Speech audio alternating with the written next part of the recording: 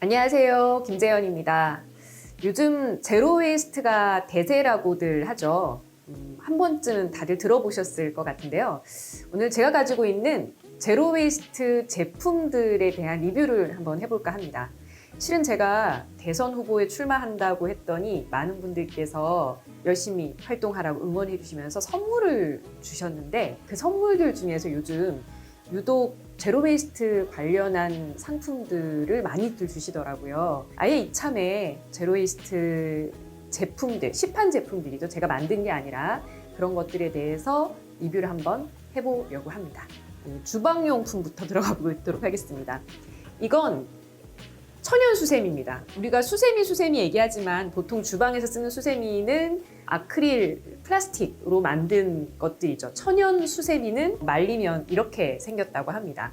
이것을 잘라서도 쓰고 불려서 뭐 여러 가지로 다듬어서 쓸 수도 있고 요즘은 이걸 또 가공해서 쓰기 편하게도 만들어졌는데 굉장히 딱딱해 보이는데 물에 불리면 이게 보들보들해져서 목욕 타월을 대신해서도 쓸 수 있어요. 얘를 단면을 자르면 이런 방식으로 이렇게 되잖아요. 돼지코처럼. 이것을 저는 비누 받침으로 쓰기도 합니다. 마찬가지로 수세미처럼 쓰는 건데요. 저는 이걸 아주 애용합니다. 삼배로 만든 수세미인데 세제를 거의 쓰지 않고도 기름때 같은 게 잘 닦이고 깨끗하고 냄새도 많이 나지 않는 항균 기능도 있다고 해서 실제로 사무실과 집에서 써보니까 굉장히 좋더라고요.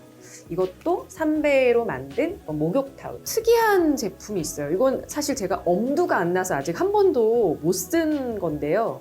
소창으로 만든 손수건이라고요. 이 100% 천연 목화로 만든 직물이라고 하는 면 손수건, 면 행주 뭐 이런 기능이라고 생각하면 될 텐데 우리가 일반적으로 일회용으로 한번 쓰고 버리는 휴지를 대신해서 다회용 휴지 같은 개념으로 사용한다는 뜻이에요. 빨아쓰는 화장솜입니다. 굉장히 부드럽고 이쪽은 약간 까슬까슬한 면으로 되어 있는데 이것도 마찬가지로 한번 쓰고 나면 세탁을 해야 되겠죠. 물론 익숙해진다면 굉장히 부드럽고 좋을 것 같습니다.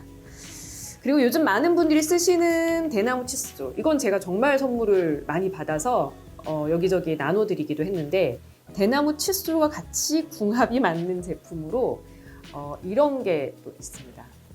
네, 고체 치약이라고 하죠. 근데 간편하게 하나씩 사용하고 뭐 소지하고 여행할 때 좋다라고 얘기를 하는데 이거는 치실인데요. 무려 실크로 만들어진 치실이에요. 이 치실도 우리가 일반적으로 쓰는 치실이 미세 플라스틱이 나오는 거라서 그걸 한번 이에 이렇게 하고 나면 플라스틱을 섭취할 수 있다라고 하는 건 거죠. 그래서 이렇게 실크나 또는 종이로 만든 치실을 이렇게 유리병 같은 곳이나 종이곽에 넣어서 판매를 하게 됩니다. 그리고 어쩔 수 없이 플라스틱을 써야 한다면 100% 재활용 재생 플라스틱 같은 것들을 많이 요즘은 제로웨이스트 상점에서 구비를 하더라고요. 이 제품은 시판 제품인데 보시다시피 이렇게 쉽게 라벨을 뗄 수 있게 만들었고 재생 용기로 만들었다. 이것도 재생 플라스틱으로 만든 치약 튜브 짜는 거더라고요. 어쨌든 다양한 방식으로 재활용을 할 수 있다는 걸 보여주는 거고요. 텀블러는 굉장히 많이들 쓰시죠. 텀블러를 가방을 들고 텀블러도 손에 들고 굉장히 번거롭고 가방 안에 넣으면 쏟아질 것 같고 그런 상황들을 위해서 텀블러를 이렇게 어깨에 걸칠 수 있는 이게 만들어져 있더라고요. 그리고 많은 분들이 요즘 쓰시는 스테인리스 유리 빨대, 세척 막대 이런 것들을 저는 사용을 하고 있습니다. 보통 과일이나 채소 같은 것들을 지퍼백이나 비닐 봉투에 많이 담으시잖아요. 이것은 밀랍으로 면과 섞어서 만든 그런 봉투예요.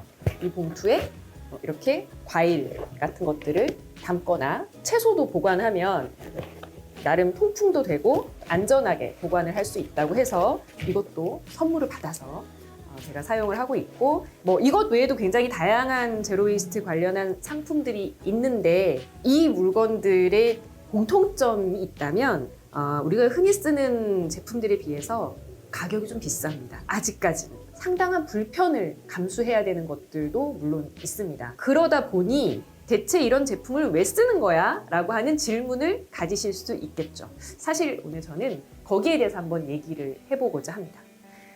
평소 쓰는 물건보다 좀 더 비싸고 더 불편하고 심지어는 내가 이런 걸 이렇게 애써서 쓰면 그래서 환경이 좋아질까? 그냥 이렇게라도 안 하면 지구에 너무 미안하니까 우리 앞으로의 미래가 걱정이 되니까 어떤 죄책감을 덜기 위해서 쓰는 건가? 거기에 대한 얘기를 한번 해보고자 합니다. 이케아나 이런 대형 매장에 가보면 친환경, 지속가능 이런 딱지를 붙이고 엄청나게 쌓아두고 있잖아요. 무슨 혁신적인 아이디어를 가지고 새로운 물건을 만든다고 하면 굳이 필요할 것 같지 않은데 또 저렴하고 하니까 막 쌓아두게 되고 결국은 기업에서 너무 과하게 물건을 많이 만들어서 그걸 소비자에게 광고를 통해서 판매를 하니까 그것들로 인해서 우리는 더 많은 소비를 하게 되고 지구는 더욱 병들어 가는데 그런 것들에 대해서 책임을 묻는 것이 아니라 개인이 이런 노력을 하는 것이 어디까지 의미가 있는 걸까? 이런 질문들. 제가 그래서 그런 생각을 한번 해봤어요. 너무나 심각한 기후위기를 넘어서 지구를 지키기 위해서는 과거에 우리가 살아오던 방식을 뒤집어야 된다고 저는 생각해요. 그저 빠르게, 저렴하게, 대량으로, 손쉽게 이렇게 생산하던 것들이 지금 지구를 파괴했다는 것이 우리 결론이잖아요. 지금까지처럼 개발지상주의, 대량 생산 이것을 넘어선 새로운 삶의 방식을 고민해야 한다면 이러한 제품들도 진지하게 한번 생각해 봐야 하겠죠. 저는 이런 제품들을 사용하고자 하는 우리 개개인의 노력이 많은 사람들이 인식을 바꾸면서 나는 텀블러 하나를 쓰기 위해서 이렇게까지 노력을 하는데 대기업에서는 아무렇지도 않게 석탄화력 발전소를 짓고 있고 또 한쪽에서는 산업 폐기물을 땅에 마구마구 매립을 하고 있고 또 한쪽에서는 원자력 발전을 통해서 에너지를 생산해야 된다고 주장을 하고 있다면 그런 기업이라든지 정부 정책 또는 정치적 세력들에 대해서 많은 사람들이 분노를 하게 되겠죠. 그렇다면 자연스럽게 그것이 제도의 개선, 정책의 전환 또는 기업과 자본에 대한 규제로까지 이어질 수 있지 않을까 하는 것이 저의 생각입니다.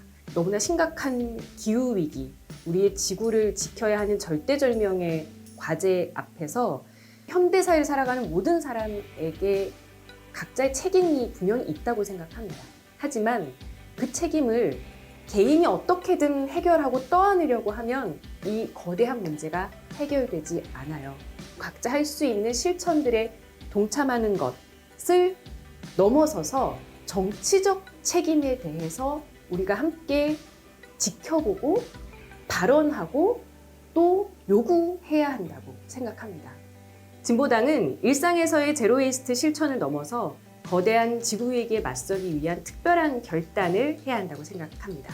지구를 살리기 위한 기후위기에 맞서기 위해서 더 많이 노력하는 정당과 후보 누군지 잘 봐두셨다가 소중한 한 표도 부탁드리겠습니다. 지금까지 귀차니즘을 넘어선 제로웨이스트 실천을 위해 고민하고 있는 김재현이었습니다. 안녕. 안녕.